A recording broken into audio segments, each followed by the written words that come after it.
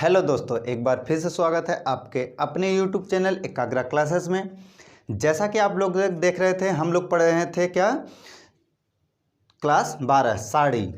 ठीक है, चैप्टर 4 साड़ी का एक्सरसाइज 3.3 का इंट्रो, जो 4.3 का इंट्रो हम लोग पढ़ लिए हैं। वीडियो का लिंक आप लोगों को डिस्क्रिप्शन बॉक्स में मिल जाएगा। और चलिए स्टार्ट करते हैं वीडियो को। लेकिन पहले अगर वीडियो आप लोगों को पूरा देखिएगा, अगर वीडियो पसंद आए तो लाइक करें, शेयर करें और सब्सक्राइब करना ना भूलिएगा। तो चलिए स्टार्ट करते हैं वीडियो को।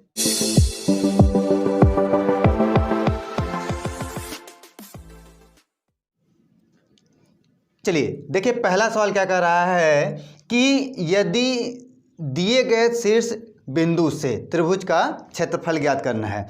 अब क्षेत्रफल ज्ञात करने के लिए हमें फार्मूले बहुत से पते हैं। क्षेत्रफल ज्ञात करने के अगर शीर्ष दिया गया तभी पर हम फार्मूले द्वारा हम लोग जो निर्देशांक ज्यामिति में पढ़े हैं वहां से ज्ञात कर सकते हैं। लेकिन यहाँ पर हमें क्या करना है, सारणी विधि का प्रयोग करना है। किसका ज्ञात करना है? सारणी विधि का प्रयोग करना है। तो चलिए स्टार्ट करते हैं पहले सवाल से। तो सारणी विधि में करते क्या है, जो दिया गया है वैल्यू उसे कहते हैं, क्या दिया गया है? दिया है 1,0, 6,0 और 4,3। ये क्या है? x1 है, ये y1, x2 y2, x3 y3। अब डिटर्मिनेशन में एरिया ऑफ ट्रायंगल क्या हो जाएगा? एरिया ऑफ ट्रायंगल क्या होता है? Determination x1 y1 1, x2 y2 1, x3 y3 1। ठीक है, वैल्यू पुट कर लीजिए। क्या होगा? 1 0 1, 6 0 1, 4 3 1। चलिए विस्तार कर लेते हैं C1 के सापेक्ष।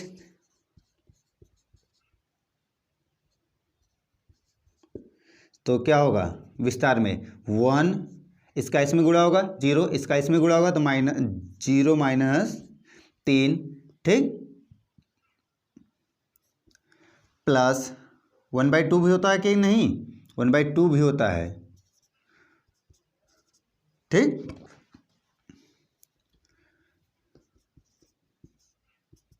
तो क्या होगा? -6। क्या होगा? -6।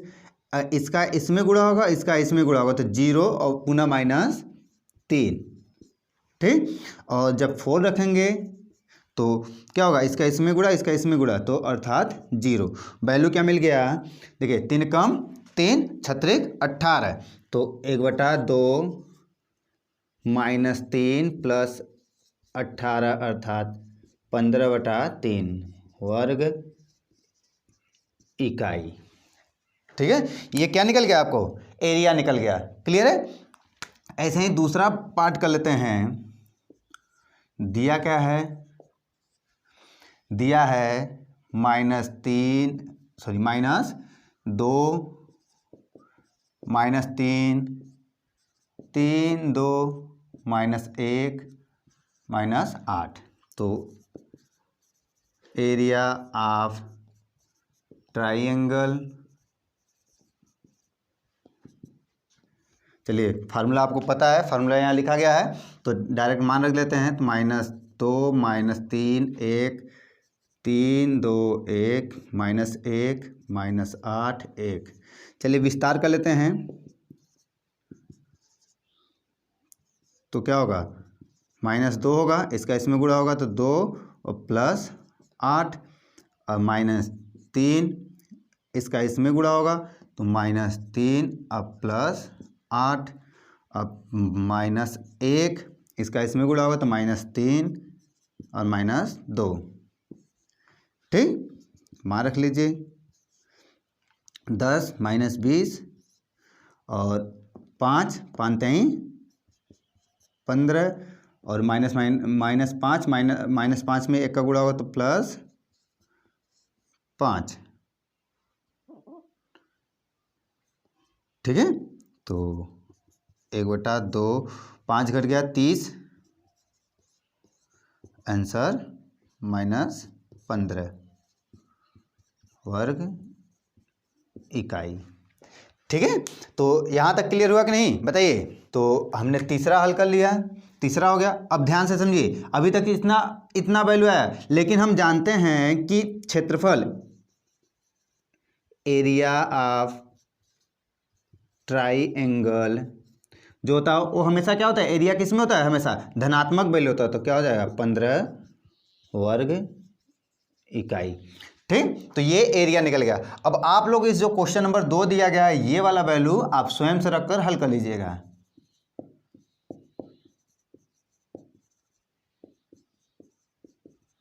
ठीक है, यही दोनों फार्मूले, इसी फार्मूले में आप लोगों को हल करना है। तो समझा है, नोट करिए। चलते हैं क्वेश्चन नंबर 2 की तरफ।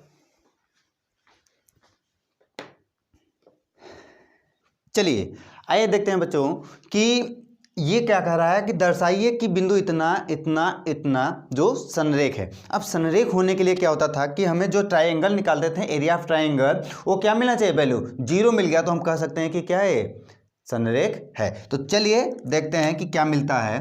तो दिया है, हम जानते हैं कि चलिए पहले दिया क्या है, उसे ये दिया गया है। तो एरिया ऑफ ट्राइंगल बराबर क्या होता है,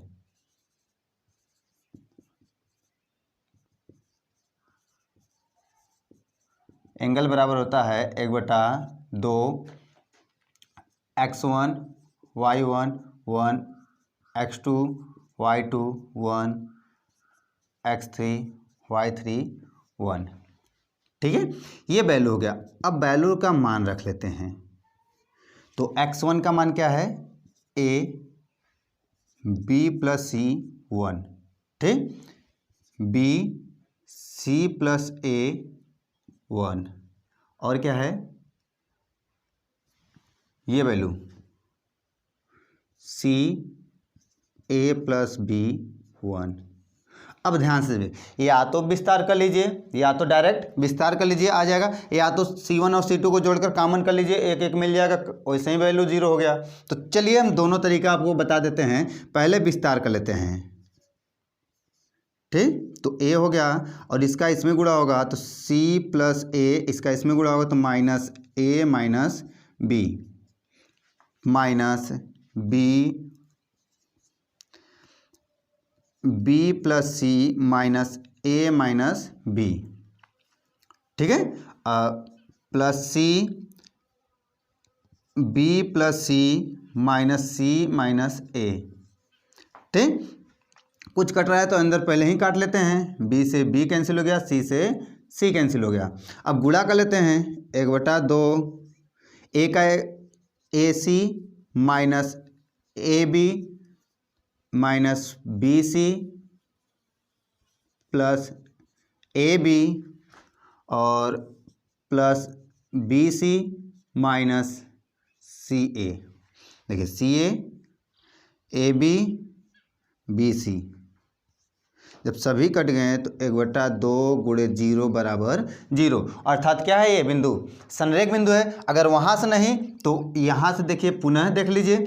अगर हम कहें कि c1 + c2 को चेंज कर ले, c1 + c2 से जब चेंज करते हैं तो 1/2, समझिएगा, 1/2 क्या होगा, a + b + c, a + b + c, a + b + c होगा। यहाँ क्या मिलेगा, b + c, यहाँ क्या मिलेगा, c + a, यहाँ क्या मिलेगा, a + b, और ये 1 1 1 है ही। अब अगर हम कहें कि c1 से कॉमन है, 1/2 a + b + c, जब कॉमन हो गया तो मिला क्या वैल्यू हमको, 1 1 1, b + c, c + a, a + b, 1 1 1। अब बताइए, ध्यान से सोच कर बताइएगा कि किसी भी डिटर्मिनेशन में किसी भी 2 रो या 2 कॉलम जब समान हो जाते हैं तो वैल्यू क्या मिलता है, 0 मिलता है। तो अर्थात इसका मान क्या मिल गया, 0 मिल गया कि नहीं। तो चाहे तो आप बिना विस्तार द्वारा हल कर लीजिए या तो विस्तार कर हल कर लीजिए, लेकिन उसका क्षेत्रफल क्या मिलेगा, 0 मिलेगा। तो एरिया क्या मिलेगा, इसका 0 मिला। यहाँ भी एरिया क्या मिला, 0 मिला। अर्थात ये तीनों बिंदु क्या है, संरेख हैं। क्लियर है, तो नोट करिए। चलते हैं क्वेश्चन नंबर 3 की तरफ। चलिए आइए देखते हैं क्वेश्चन नंबर 3। क्वेश्चन नंबर 3 में क्या कह रहा है कि यदि आपको क्षेत्रफल ज्ञात हो तो के का मान ज्ञात कीजिए। यदि आपको उस त्रिभुज का क्षेत्रफल ज्ञात हो जाए तो इस बिंदु में जो के दिया गया है उस के का मान ज्ञात करना है। तो चलिए हल करते हैं। आप लोगों को पता ही होगा, सिंपल सा है, कर लेंगे, लेकिन बता देते हैं हम लोग अपने से। आप लोग वीडियो को रोककर हल कर लीजिएगा, ठीक है। पहले वीडियो को रोकिएगा, हल करिएगा, नहीं आए पुनः देखिएगा। तो पहला क्या दिया गया है कि के कामा 0, 4 कामा 0 और 0 कामा 2, ठीक है, 0 कामा 2 दिया गया है। तो एरिया ऑफ ट्राइंगल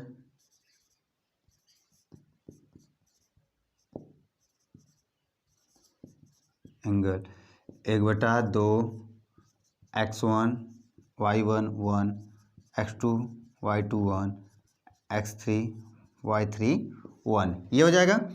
तो एरिया ऑफ ट्राइंगल कितना दिया गया है, तो देखिए त्रिभुज का क्षेत्रफल दिया गया है तो धनात्मक ही देगा, लेकिन हमें नहीं पता था कि इस वैल्यू में क्या होगा। तो धनात्मक या ऋणात्मक दोनों हो सकता है। तो पॉजिटिव और नेगेटिव 4 दिया गया है।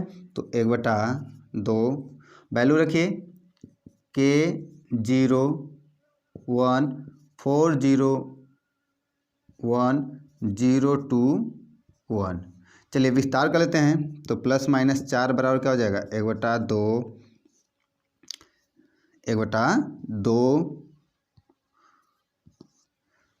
ब्लॉक में के, इसका इसमें गुणा होगा 0, इसका इसमें गुणा होगा तो 0 - 2, ठीक। और -4 जब रखें तो इसका इसमें गुणा होगा, इसका इसमें गुणा होगा तो 0 - 2, 0 - 2 हो जाएगा ये भी।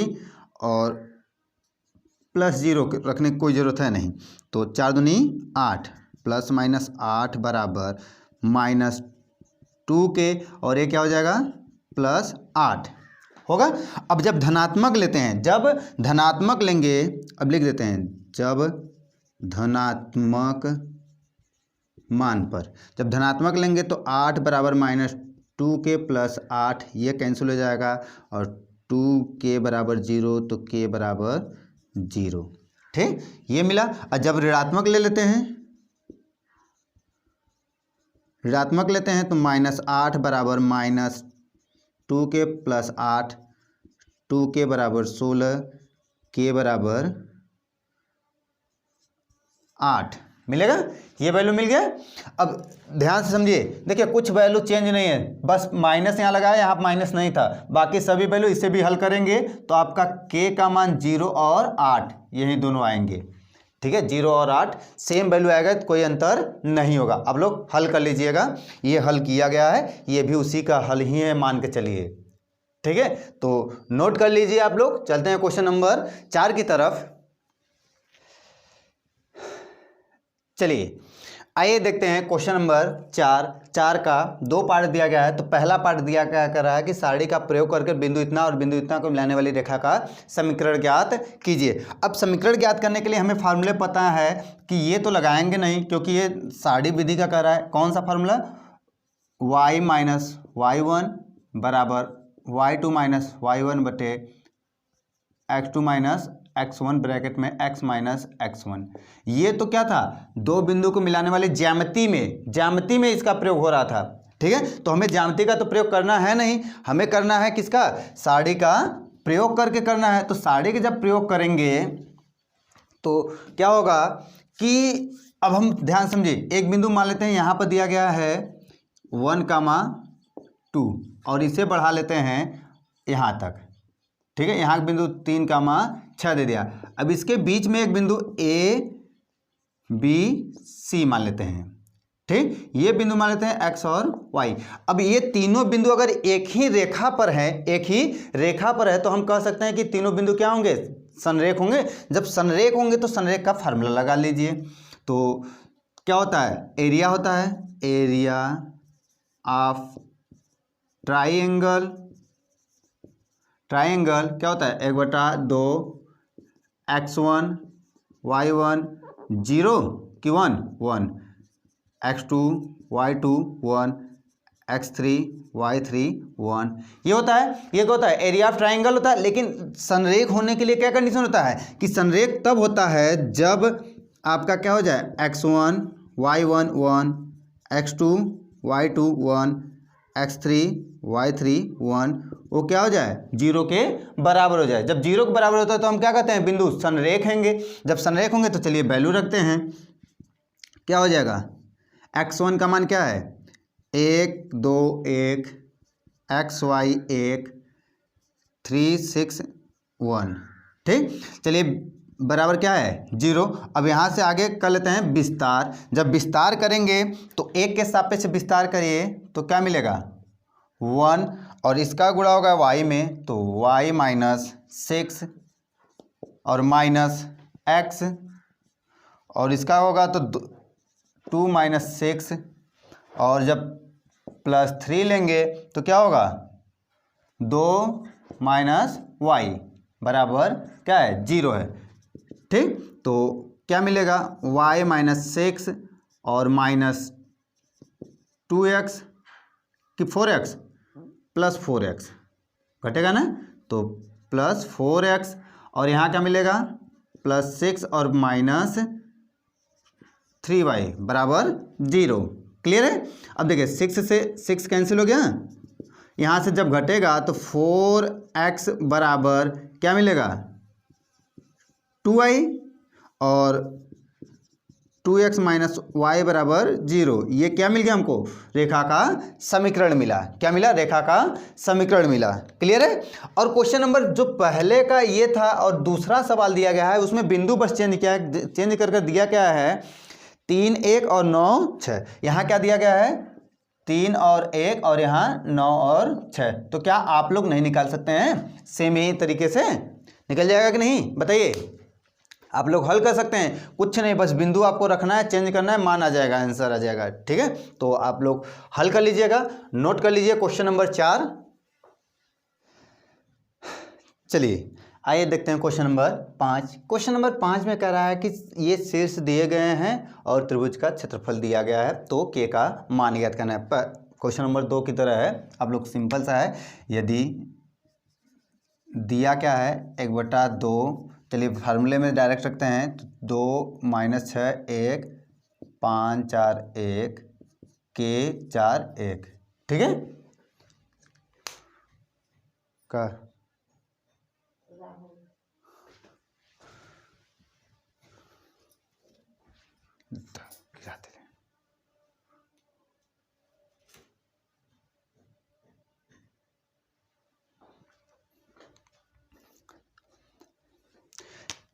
इतना वैल्यू दिया गया है। तो अब क्या करें कि ये क्या है क्षेत्रफल दिया गया है, तो क्षेत्रफल किसके बराबर होगा प्लस माइनस 35 के बराबर होगा। अब चलिए मान निकाल लेते हैं, विस्तार करें 35 दूना 70 हो जाएगा। इसका विस्तार करते हैं तो 2 का विस्तार करेंगे 4 माइनस 4, और माइनस 5 का विस्तार करेंगे माइनस 6 माइनस 4, और प्लस के का विस्तार करेंगे तो माइनस 6 माइनस 4 बराबर प्लस माइनस 70। ठीक, और ये तो 0 हो जाएगा, और ये कितना हो जाएगा -10 -10 माइनस 50 के साथ गुणा प्लस 50, और ये क्या हो जाएगा -10 तो -10 के बराबर प्लस माइनस 70। जब धनात्मक मान लेते हैं, तो जब धनात्मक मान लेंगे तो 50 -10 के बराबर 70, और के बराबर -10 के बराबर क्या देगा 20, तो के बराबर क्या मिलेगा आपको 2। के का मान आ गया। अगर जब हम ऋणात्मक लेते हैं, जब